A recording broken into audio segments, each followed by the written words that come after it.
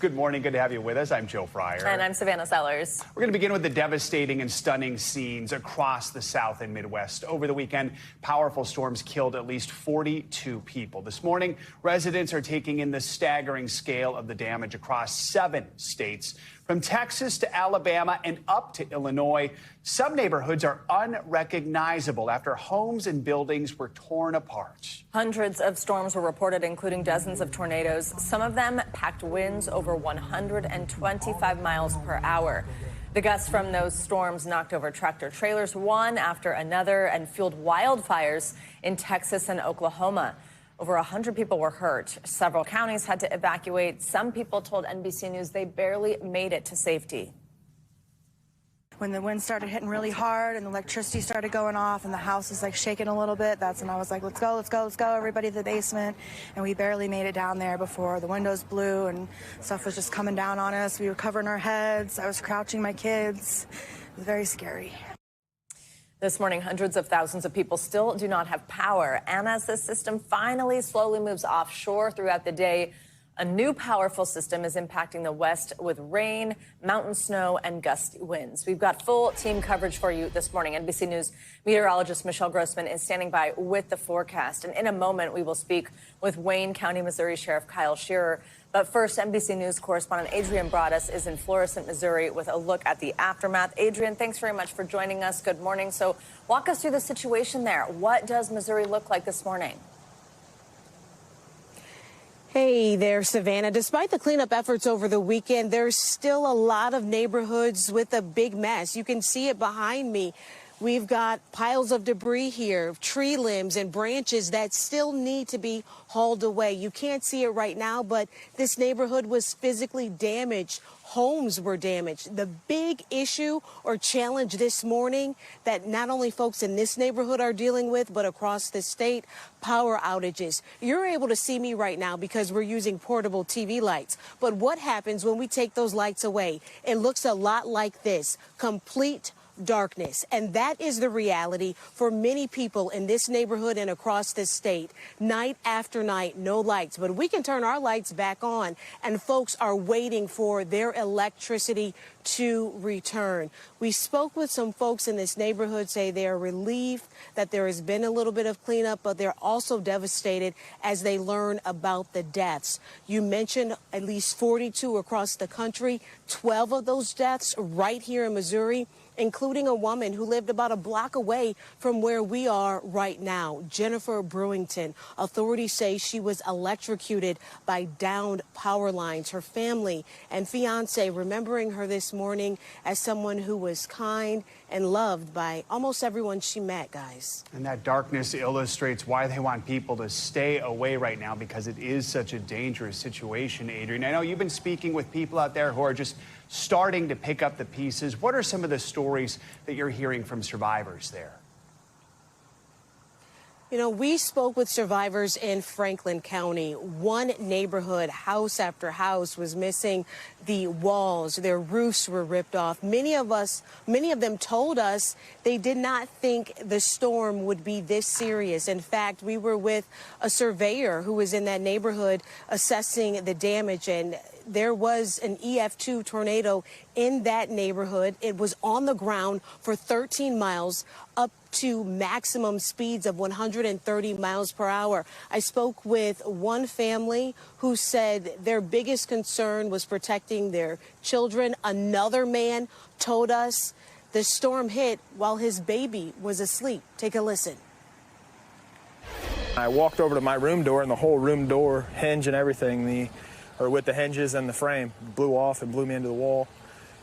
As soon as it blew me into the wall, I crawled into my son's room. I tipped over his crib and curled up with him in the corner until the storm passed. Those families say they are fortunate and they have a lot of cleaning up to do. It could take them months to rebuild, guys. Adrian, what are people telling you they need the most right now as they start that process?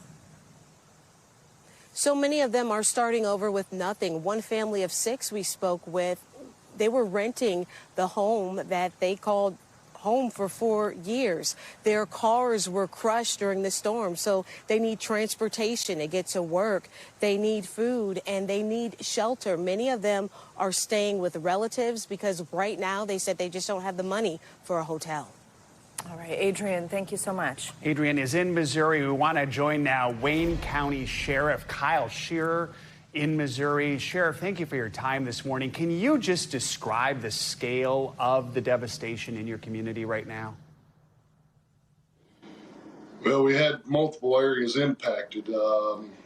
We've got no power, no electric, and it's going to take some time to get that back and restored. We know tornadoes are, common, especially this time of year, headed into spring and summer in Missouri. But put this one in context for us with others you've seen. Have you ever seen anything quite this bad? No, I believe this has got to be one of the worst Wayne County has seen. Just the damage from it it's beyond belief. What does the road to recovery look like for your county right now? What are the things you need? How long do you think it's going to take to try and get things back on the right track? We've been blessed with all the donations, all the volunteers. It's been overwhelming. As far as recovery goes, we're working every day. Our citizens are amazing, coming out, cutting trees. It's going to take some time, but we are going to rebuild. We are going to get there. For anyone who's listening right now who wants to help, what would you tell them? To reach out, Waylon Freeze is our emergency management director. He's done a phenomenal job. Started on this early.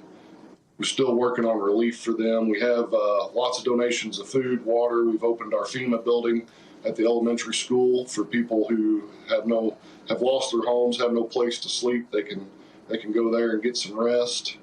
And we're just going to continue to work on resources for them. Sheriff, I understand that some of the deaths in your county were at campgrounds. What can you tell us about that and what happened in those campgrounds? It was devastating. I mean, it wiped them campgrounds out. I mean, it like I said, this is the worst I've ever seen by far.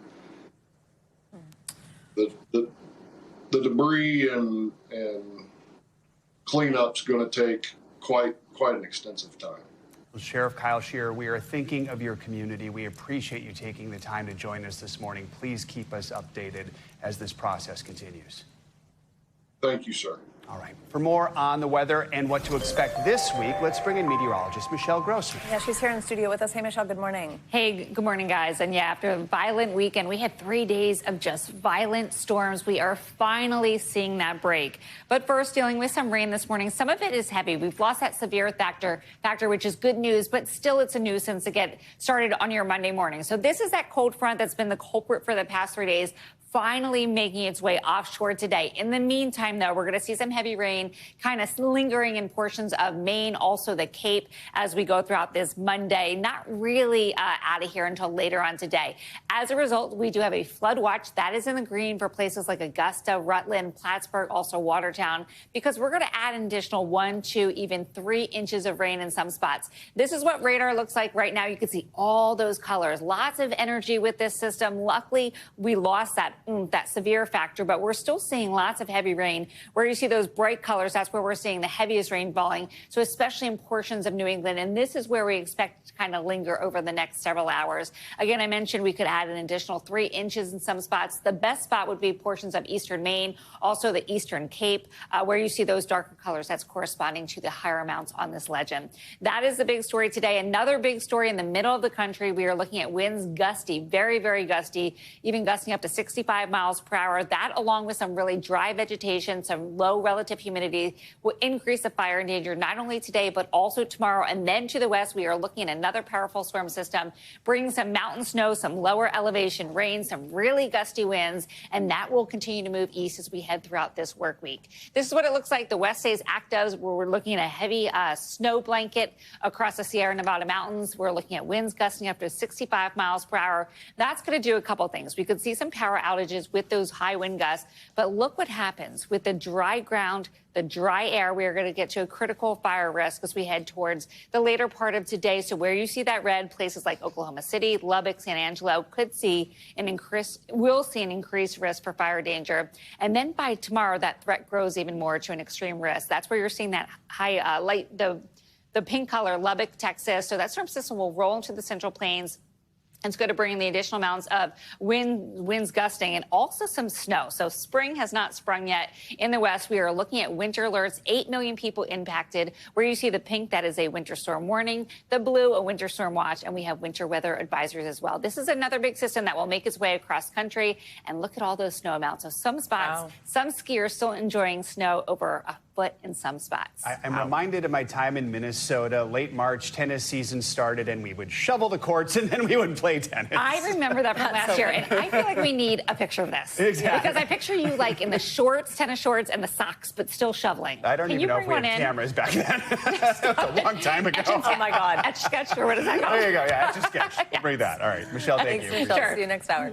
Well, over the weekend, President Trump signed the government funding bill into law. Now, this averts a shutdown and allows for 6 months of funding.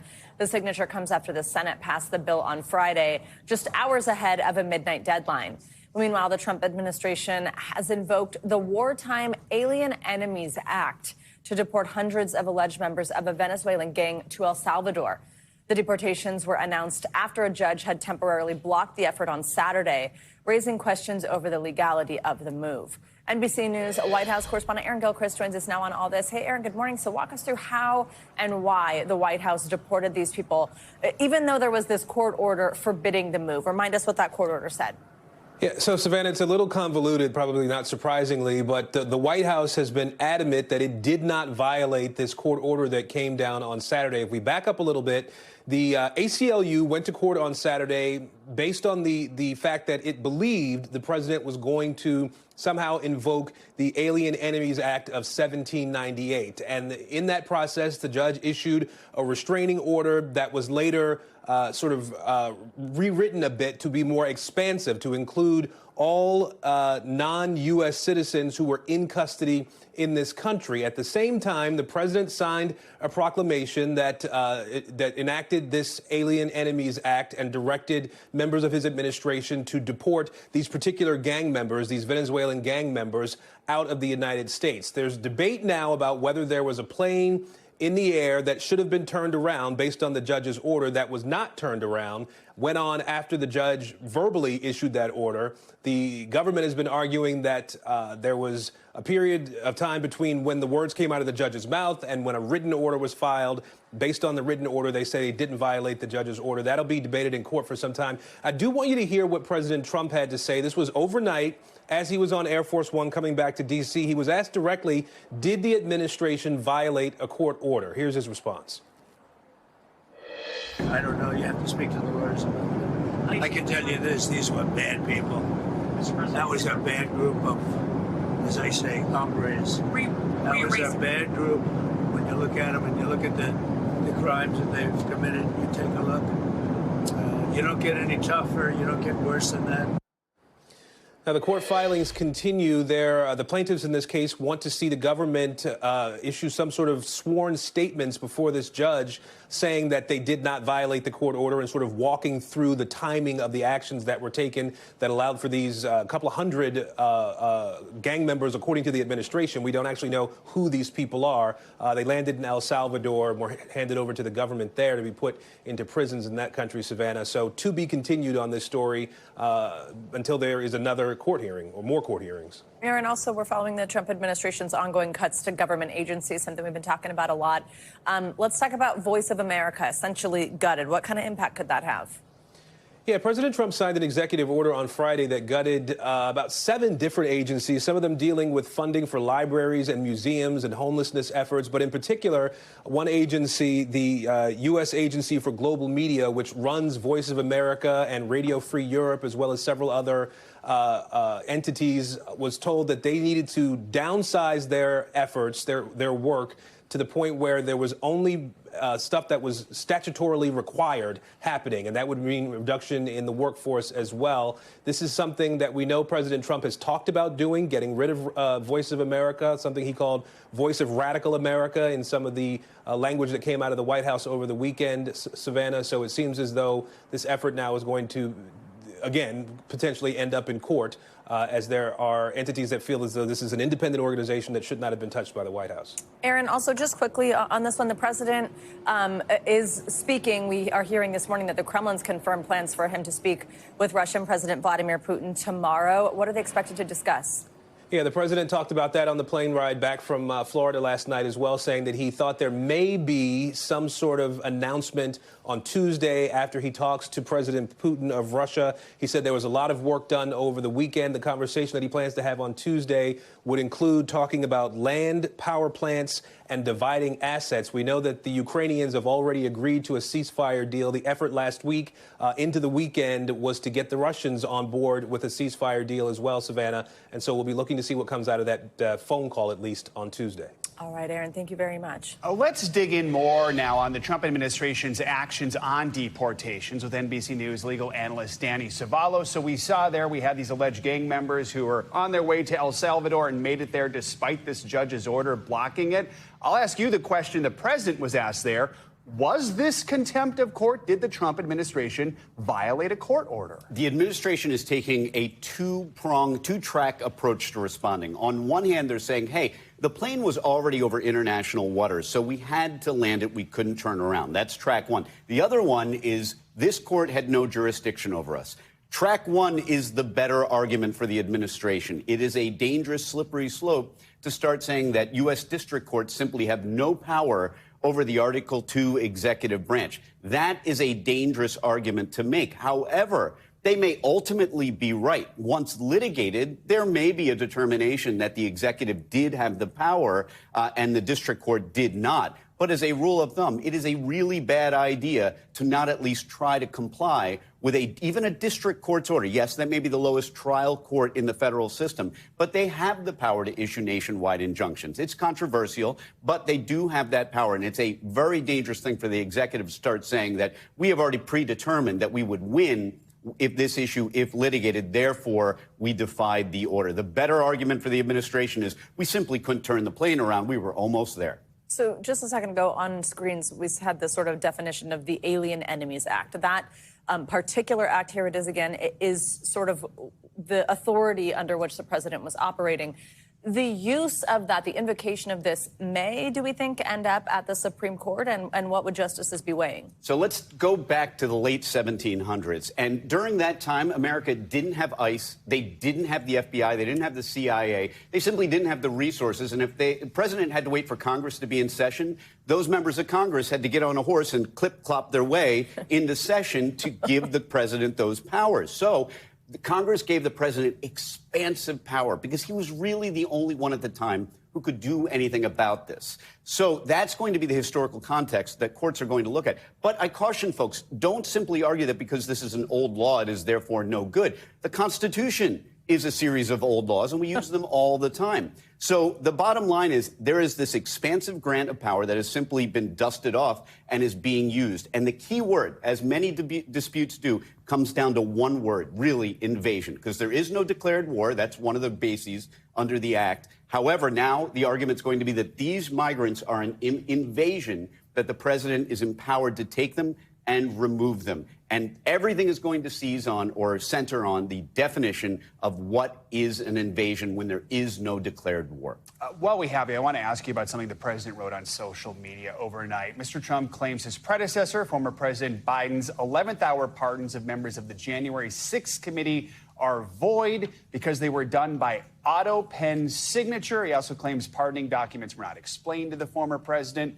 Explain this, AutoPen, how it works. Is it actually possible for President Trump to get rid of pardons that a previous president did? I am so fascinated by this legal argument. I'd never considered it. I'm an amateur historian on pardons. I'm fascinated by pardons because they are really arguably the most expansive power granted to the president in the Constitution, the most unchecked power that he has. However, I had never considered the argument of what if the president himself didn't issue the pardon and had no knowledge of it. So I expect we're going to start looking through video to see if Biden ever acknowledged these pardons that he gave to the January 6th committee, so that there is some level of intent there. But there may be something to the argument that if the president didn't actually issue it, is it really a pardon? We'll see what happens. All right, Danny, thank you so much. This week, specifically Thursday, will mark 2 months since President Trump began his second term in office. A new national NBC News poll is giving us some new insight into how voters are feeling about the second Trump administration and the direction they think the country is headed. NBC News national politics reporter Ben Camisar joins us now to break down the numbers. Ben, good to have you with us. So let's begin with just President Trump's overall approval rating. Our new NBC poll is showing his best ever mark as president. That's looking at both the first and second terms. What are those numbers telling us right there?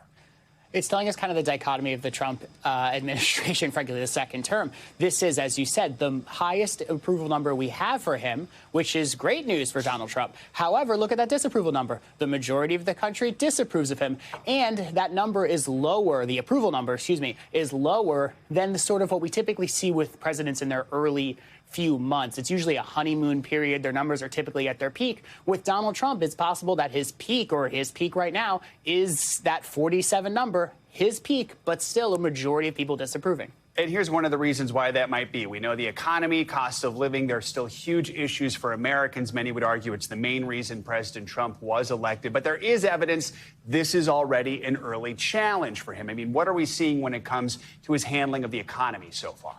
Yeah, so I always go back to what President Trump, then President-elect Trump, told our colleague Kristen Welker. He said in December during an interview, I won on prices and I won on the border. So look at the prices, if we know the economy, inflation, cost of living. Not just a majority disapprove, but tick higher than that overall disapproval number. Those are not places that the president wants to be in, especially, as you said, if the economy is such a big piece of his argument to voters. I will say the flip side on immigration, he's actually approval rating over 50%. So again, two sides of a coin here. Let's focus on the Democrats now. They've been trying to find a way to counterattack President Trump's policies, even though they're the minority party in the House and the Senate. And as we saw late last week during that government funding battle, there is a lot of turmoil right now within the party. So how are voters feeling about Democrats 4 months after Dems lost the presidential election?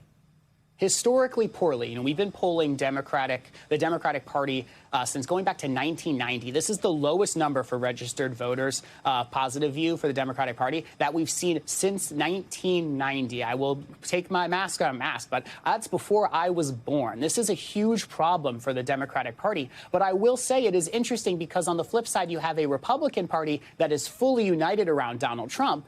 The flip side is the Democratic Party still has these divisions in it. So this number you're seeing, you saw that on the right, the Democrats need to work sort of inwards on repairing their message among each other, and then they can kind of go outwards and work on the rest of the electorate. All right, Ben, thanks for breaking it down for us this morning. We appreciate it. Let's turn now to Wall Street. Treasury Secretary Scott Bessent says he is not at all worried about the stock markets following the recent sell-off. Yeah, the downturn was sparked by growing recession fears triggered by President Trump's ongoing trade war. NBC's Kristen Welker spoke with Bessent about that issue on Meet the Press. Hello there, Joe and Savannah. This week on Meet the Press, I asked Treasury Secretary Scott Bessent about whether Americans should expect a recession on President Trump's watch. You know, that there are no guarantees. Like, who would have predicted COVID? Right. So I can predict that we are putting in robust policies that will be durable. And could there be an adjustment? Because I tell you that this massive government spending that we'd had, that if that had kept going, we have to wean our country off of that. And on the other side, we are going to invigorate the private sector. I had a meeting with small bankers last week, and they are ready to start lending. Yeah. And I can tell you that Main Street is going to do well. So what exactly do you mean when you say adjustment? Could that potentially lead to a recession? There's no reason that it has to, but I can tell you that if we'd kept on this track, what I could guarantee is we would have had a financial crisis. I've studied it, I've taught it, and if we had kept up at these spending levels, everything was unsustainable. So we are resetting, and we are putting things on a sustainable path. You can see my full interview and a lot more at meetthepress.com. You can also get more Meet the Press right here on NBC News Now every weekday at 4 p.m.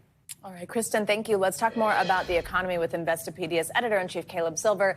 Hey, Caleb, good to have you here. So we heard there from Treasury Secretary Bessent. He says there might be an adjustment, was the word he used, to the economy, doesn't rule out a recession. What should we make of those comments? How do you interpret them? Well, I would expect that we might have one because growth is slowing, and that's the result of tariffs. That's a result of policy indecision. And when businesses can't see the future, they stop spending. Same with investors. When we can't see the future, we start selling, and that's what's happened in the stock market. So the economy and the stock market are different, but we are seeing a big slowdown in business spending, and we're going to get the retail sales numbers out here for the last month in just in an hour or so. They're probably going to show a slowdown as well. So when the economy slows like that, businesses stop hiring, people stop making those extra spending decisions, and then you could lead into a recession very easily, and that could last quite a long time. You know, Secretary Bessent also said he's not worried about this recent stock market turmoil. Do you think he's right to downplay the moves we've seen? I mean, is this just a short-term shock to Mr. Trump's trade policies, or could we see something much longer term here? Yeah, well, it's a $5 trillion shock if you look at the sell-off in just the last few weeks. The stock market, the S&P 500, down 7% since Inauguration Day. We actually fell into a correction last week with the stock market going down 10%. It's easy to say if you're a multimillionaire and you have millions of dollars in your equity portfolio and you own homes, but for people living right on the edge who are counting on their stock investments to help get them through retirement, to help keep them on their financial plan, a hit like this is very difficult. So I would expect more turbulence in the stock market. I would expect more turbulence in the economy. Those things together could mean a very long downturn, depending on the rest of the policies that this administration comes up with. Caleb, what's your advice to all of us, to everyday Americans who are trying to manage their finances and bills during this time? Yeah, I would make sure you secure your job right now. Make sure if you have a job, you secure it. Make sure that you have that savings buffer. We don't know what's coming next, but we do know there's going to be a lot of uncertainty. And when we see job losses, even if it's not your own, if it's your neighbor, if it's people you know, we know that that makes people tighten up their spending in general. So make sure you have that savings set aside. On the stock market, I would say we don't know how far this is going to go. We just know it's going to be turbulent for a while. If you have a long-term horizon, good time to keep investing because stocks are arguably cheaper. It's just hard to see the future right now. So make sure you secure your job, make sure you have ample savings you can cover an emergency if you have to, a health emergency, because the future really is uncertain at this point. All right, Caleb, thank you so much. Thanks for watching. Stay updated about breaking news and top stories on the NBC News app or follow us on social media.